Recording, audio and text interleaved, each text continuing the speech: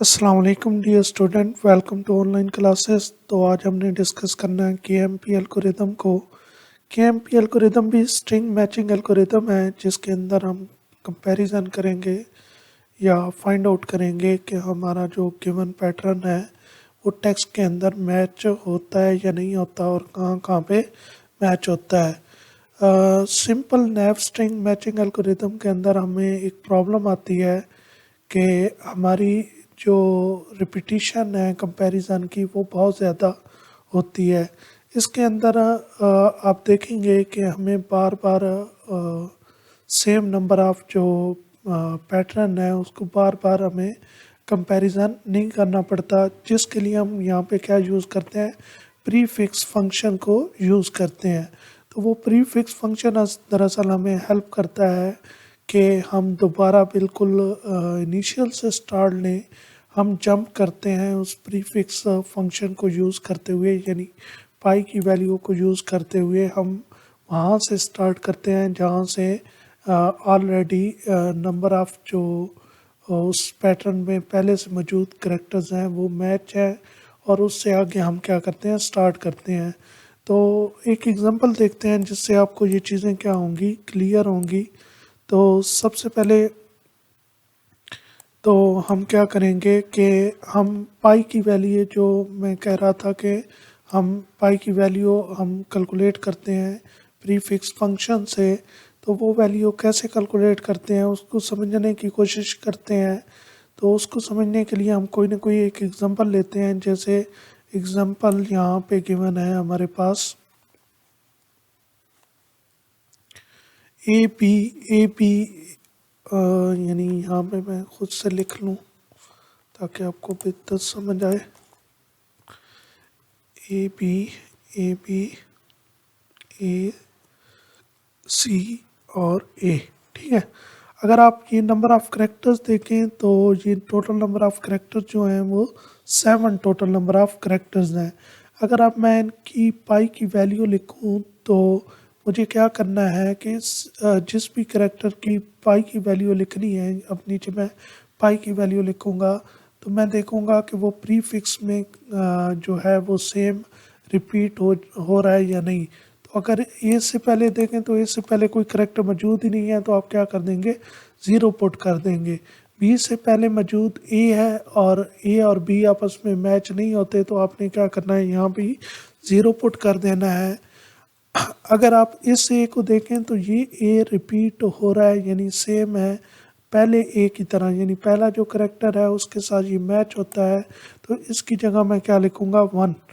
अब नेक्स्ट मैं इन दो को, यानी जहाँ पे आपका पहला करेक्टर मिल गया, आपने अब इन दो करेक्टर्स को मिला कर देखना है। तो ये दो करेक्टर्स अगर आप देखें तो ए और बी दोनों मिलते हैं तो आपने यहाँ पे अब क्या लिखना है, 2, ठीक है। अगर यहाँ भी ए होता तो फिर मैं यहाँ पे क्या लिखता, याद रखिएगा, यहाँ पे फिर मैं 1 नहीं लिखता। यानी अगर यहाँ भी मैं सपोज करूँ ए होता तो यहाँ मैंने क्या लिखता, ए। यहाँ पे फॉर एग्जांपल सी होता तो फिर मैं यहाँ पे पुट कर देता 0। तो ए बी आपस में मैच होते थे तो मैंने यहाँ पे क्या लिखा, 1 और 2। नेक्स्ट अगर आप देखें तो नेक्स्ट करेक्टर क्या है, ए। तो आप देखें ये ए को अगर आप देखें तो ये पहले से मौजूद पहले से मौजूद ए से मैच होता है। तो आप इसकी जगह क्या लिख सकते हैं, 3, क्योंकि अभी तक मैचिंग हो रही है। नेक्स्ट देखें सी है, तो अगर आप सी को भी कंसिडर करते हैं, यानी इस ए सी को कंसिडर करते हैं, तो आप देखें यहाँ पे आपके पास क्या मौजूद है, ए बी मौजूद है। तो आप देखें ये सी मिसमैच होता है, मैच नहीं करता। तो ये किसी एक करेक्टर के साथ भी मैच नहीं करता तो आप यहाँ पे पुट क्या करेंगे, 0। अब नेक्स्ट आपके पास क्या है, ए। तो अब ए आपने कहाँ पे मैच करना है, फिर दोबारा से, क्योंकि पहले 0 आ रहा है तो आप पहले करेक्टर के साथ मैच करेंगे तो यहाँ पे क्या हो गया, 1। तो अगर आप देखें तो इसने भी यही सेम चीज़ ऐसे ही की होगी। आपको मैं दिखा भी देता हूँ कि इसने जो पाई की वैल्यूज़ कैलकुलेट की हैं वो सेम यही होंगी, 0 0 1 2 3 0 1, ठीक है। यानी अगर आप कोई और एक एग्जांपल लेना चाहें, जैसे C D E A B C D B C A C D E A C B C. अब देखें फॉर एग्जांपल मैंने एक यहाँ पे क्या लिया है, एक पैटर्न या एक टेक्स्ट ले लिया है और इसका मैं पाई वैल्यू अगर कैलकुलेट करूँ तो पहले सी की तो क्या आएगी 0, ठीक है, इससे पहले तो कुछ एग्जिस्ट ही नहीं करता। फिर डी की भी क्या आएगी 0 क्योंकि ये करेक्टर के साथ मैच नहीं करता, ई भी नहीं मैच करता, ए भी नहीं मैच करता, बी भी नहीं मैच करता, तो तमाम की क्या आ गई 0। अब सी देखें तो सी मैच करता है पहले करेक्टर के साथ, तो आप यहाँ पे क्या पुट करेंगे 1। अब जब आप 1 पुट करेंगे तो अब डी को आपने देखना है, तो सी और डी को मिलाकर देखना है, तो सी और डी इन सी और डी से मैच करते हैं, तो यहाँ पे क्या पुट करेंगे आप 2। नेक्स्ट अगर आप देखें नेक्स्ट यहाँ पे क्या है B match C D B आपने मिलाकर देखना है, तो सी डी बी इस सी डी बी के साथ मैच नहीं करता। हाँ अगर यहाँ सी होता तो फिर मैं क्या कर सकता था कि यहाँ पे 1 पुट कर सकता था, लेकिन ये सी डी बी है तो यहाँ पे मुझे क्या पुट करना है कि बी नहीं मैच करता, तो यहाँ पे 0 पुट करूँगा। फिर उसके बाद यहाँ पे क्या करूँगा कि यहाँ पे नेक्स्ट देखें तो यहाँ पे क्या है सी। अब नेक्स्ट सी है तो इसका मतलब है मुझे यहाँ पे क्या पुट करना है सी, ये सी के साथ मैच होता है तो यहाँ पे 1 पुट करूँगा। फिर नेक्स्ट है सी ए, तो सी ए सी डी से मैच नहीं करता, तो यहाँ पे क्या पुट होगा आपका 0 पुट होगा। नेक्स्ट आप देखें तो फिर सी है, तो सी के साथ मैच करता है तो 1।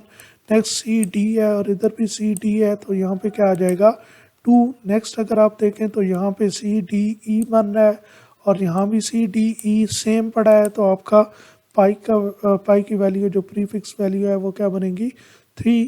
इसी तरह यहाँ पे सी डी ई ए है और यहाँ भी सी डी ई ए है, तो आप क्या कर सकते हैं यहाँ पे 4 पुट कर सकते हैं।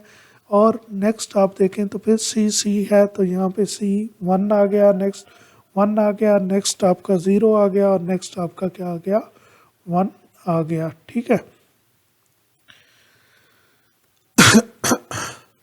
तो इसका मतलब हमें ये टेबल बनाना आ गया कि कैसे हम पाई की वैल्यू कैलकुलेट करेंगे। तो उम्मीद है आपको इन 2 एग्जांपल से अच्छी तरीके से समझ आ गई होगी। जब हम ये पाई की वैल्यू बना लेते हैं तो इसका फ़ायदा हमें क्या होता है कि जैसे देखें कि जब हम पैटर्न मैच कर रहे होंगे तो हर बार हम सी से ही क्यों स्टार्ट करें, यानी ऊपर टेक्स्ट के साथ मैचिंग में अगर आपको याद हो नैप स्ट्रिंग मैचिंग में, तो हर बार जब हम वापस जाते हैं तो यहाँ सी से मैचिंग करना स्टार्ट करते हैं। अब इसमें हमारे पास क्या होगा कि जैसे यहाँ पे देखें कि हम सी डी ई ए इतना पैटर्न ऑलरेडी मैच कर चुके हैं, तो यहाँ नेक्स्ट हमारा सी करेक्टर मिस मैच होता है, तो यहाँ से मैं सॉरी ये जो हाँ सी करेक्टर है ये मेरा मिस मैच हो जाता है, तो यहाँ से मैं देखूँगा कि प्रीवियस मेरी पाई की वैल्यू क्या चल रही है। तो प्रीवियस पाई की वैल्यू 4 होगी, तो मैं यहाँ पे 4 पे मूव कर जाऊँगा, यानी नेक्स्ट मैं 5 करेक्टर्स को मैच करना स्टार्ट करूँगा, क्योंकि मुझे पता होगा कि ये जो सेम करेक्टर्स हैं ये इससे पीछे आ रहे हैं। हम इसको एक और एग्जांपल से देखते हैं रन करके, ताकि आपको बेहतर तरीके से समझ आ सके। जैसे देखिए यहाँ पे एक टेक्स्ट गिवन है, एक पैटर्न गिवन है और इसकी पाई की वैल्यू ऊपर ऑलरेडी हम कैलकुलेट कर चुके हैं। तो अब हमने क्या करना है कंपैरिजन करना है, ठीक है। तो कंपैरिजन अगर आप करें तो ये सेम पाई का टेबल बना हुआ है, ठीक है। ये ऊपर 1 2 3 ये हमें हेल्प करता है कि हमने यहाँ पे क्या पुट करना है। जैसे ए सेम रिपीट हुआ तो हमने यहाँ 1 पुट किया, ये ए और बी रिपीट हुआ तो हमने यहाँ 2 पुट किया। ये आप वैसे भी कर सकते हैं, ठीक है। तो अब अगर हम यहाँ पे देखें तो यहाँ पे मैचिंग जो स्टार्ट होगी, सबसे पहले यहाँ पे मैचिंग स्टार्ट होगी इस बी की इस ए के साथ। अब ये मिस मैच होता है तो लाजमी बात है हमारा ये जो है वो आगे मूव कर जाएगा, तो हमने दोबारा इस ए को इस ए के साथ क्या करना है मैच करना है।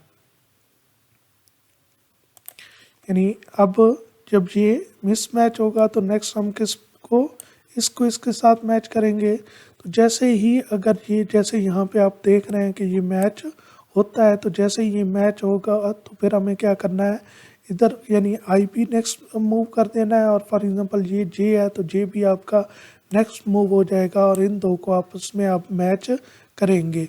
अब आपने साथ में देखते जाना है कि क्यू की वैल्यू क्या है। तो आपको पता है क्यू की वैल्यू यहाँ पे क्या है, इसकी ज़ीरो है। ऊपर आपका टेबल बना हुआ है, आप वो सामने रख के देख सकते हैं। इसकी भी ज़ीरो है, इसकी भी ज़ीरो है, इसकी आपकी 1 है। ठीक है, तो यहाँ पे मिस मैच हो गई। अगर मिस मैच होगी तो फिर आपने क्या करना है, दोबारा से स्टार्ट करना है। जैसे यहाँ पे ये नीचे आपको दिखा रहा होगा कि बी और ए मिस मैच हुए, तो फिर हमने ए को मैच किया। जब बी और सी को मैच करेंगे तो ये मिस मैच होगा। तो मिस मैच होगा तो हमें दोबारा से क्या करना पड़ेगा, ए को मैच करना पड़ेगा। ये देखें, यहाँ पे देखें बी और सी क्या हुए थे, मिस मैच हुए थे। तो अब नेक्स्ट हम क्या करेंगे, ए को मैच करेंगे। और ए को हमें मैच करना चाहिए था, हाँ ए को मैच करेंगे इसके साथ।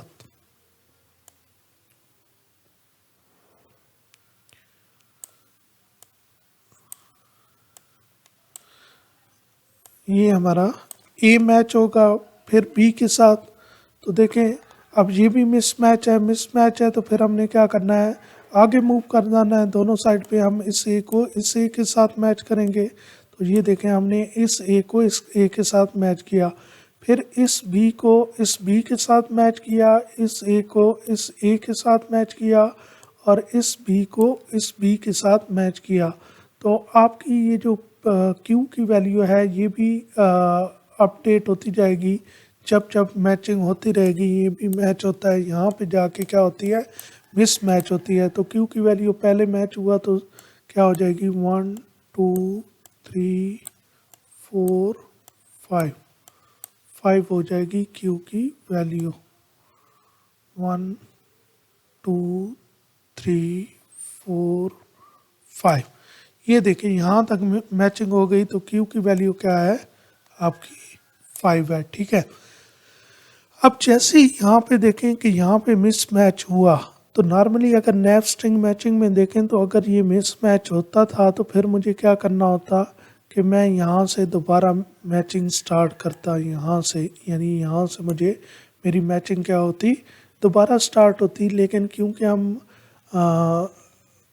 पाई की वैल्यू को यूज़ कर रहे हैं तो पाई की वैल्यू हमें हेल्प करेगी कि हमें कहाँ पे मूव करना है। तो अगर आप देखें कि इसकी वैल्यू ऊपर से जाके देखें कि इसकी पाई की वैल्यू क्या है, तो आपको बखूबी अंदाज़ा हो सकता है कि हमने कहाँ पे मूव करना है। तो आप इसकी पाई की वैल्यू देख सकते हैं कि ये जो क्यू की वैल्यू जब 5 होगी तो आपकी पाई की वैल्यू क्या होगी, 3 होगी। तो इसका मतलब है आपको कहाँ पे मूव करना है, आपको यहाँ पे मूव करना है और यहाँ से मैचिंग दोबारा स्टार्ट करनी है। तो देखें ऐसे ही होगा। अब देखें कि यहाँ तक हम कर चुके थे। तो क्यू की वैल्यू आपकी 5 चल रही है, कैसे 5 हुई है मैंने बता दिया। और यहाँ पे आपकी जाके क्या हो गई, मिस मैचिंग हो गई। और इसकी पाई की वैल्यू जो है वो क्या है, हमने देखा है कि 3 है। इसने भी यहाँ पे लिखा हुआ है कि पाई की वैल्यू क्या है, 3 है। तो इसका मतलब है मुझे इस जगह कहाँ पे मूव करना चाहिए, 3 वाली जगह पे मूव करना चाहिए। तो हम देखेंगे कि हम 3 वाली जगह पे दोबारा मूव करेंगे। तो अब देखें आपकी ये जो मैचिंग है ऑलरेडी अब यहाँ से स्टार्ट हुई है। ये देखें यहाँ से दोबारा स्टार्ट हो रही है। आप ऊपर फिर एक बार देख लें तो आपको समझ आ जाएगी कि आपकी जो यहाँ पे मिस मैचिंग हुई। तो हमने कहा कि हम दोबारा कहाँ पे मूव करेंगे, 3 पे मूव करेंगे। तो 3 पे मूव करें तो आपका 3 क्या बनता है, 1 2 3। आपका 3 क्या बनता है, आपका 3 ये बनता है, 3 ये बनता है। तो इसका मतलब है अब ये वाला जो करेक्टर है ये नेक्स्ट मैच होगा किसके साथ, इसके साथ। ठीक है, क्योंकि आप वापस कहाँ पे रिटर्न होंगे, 3rd पोजीशन पे रिटर्न होंगे। आप दोबारा 1 से स्टार्ट नहीं करेंगे क्योंकि पाई की वैल्यू ने आपको बताया कि आप 3 पे मूव हो। उसकी रीज़न भी क्या है कि अगर मैं यहाँ से दोबारा स्टार्ट करूँ मैचिंग करना, तो ये देखें, ये इसके साथ मैच होगा तो ऑलरेडी मैच करता है, ये इसके साथ मैच होगा ऑलरेडी मैच करता है, ये इसके साथ मैच होगा ऑलरेडी मैच करता है। तो फिर देखें यहाँ से मैचिंग स्टार्ट, तो इसलिए हम क्या करते हैं, यहाँ से हमें एक्स्ट्रा मैचिंग नहीं करनी पड़ती। तो आप देखें दोबारा मुझे कहाँ पे मूव होना पड़ा है, ये क्यू की वैल्यू मेरी क्या हो गई थी, 3 हो गई थी। उसने क्यू की वैल्यू 3 करने के बाद इसको आपस में क्या किया, मैच कर लिया वो ऑलरेडी, यानी ये स्टेप परफॉर्म कर चुका है कि क्यू की वैल्यू क्या हो जाएगी, 4 हो जाएगी और ये आपस में क्या होते हैं, मैच। और नेक्स्ट मैचिंग क्या करेगा, वो इन दो की करेगा। तो इन दो की जब मैचिंग करेगा तो ये भी मैच हो जाएंगे, जैसे वो दिखा रहा है कि ये दो भी मैच हो गए। फिर उसके बाद यहाँ पे याद रखिएगा, फिर क्यू की वैल्यू क्या हो गई है, 5 हो गई है, ठीक है। तो वो 5 में से ही देखेगा अगर उसने रिटर्न हुआ। तो यहाँ पे सी को सी के साथ मैच किया, हो गया। नेक्स्ट ए को ए के साथ मैच किया तो हो गया। तो ये तो पूरा पैटर्न ही हमारा क्या हो गया, मैच हो गया। तो इस तरह हमारा KMP जो एल्गोरिदम है वो वर्क करता है। इसकी आप इस एग्जांपल को और एक दो एग्जांपल को अच्छे से करके देखेंगे और इसके जो सूडो कोड है उसके साथ इसको इम्प्लीमेंट करके देखेंगे तो आपको और ज़्यादा बेहतर समझ आ जाएगी। किसी किस्म का क्वेश्चन हो तो आप पूछ सकते हैं। थैंक यू सो मच, ख्याल रखिएगा, अल्लाह हाफिज़।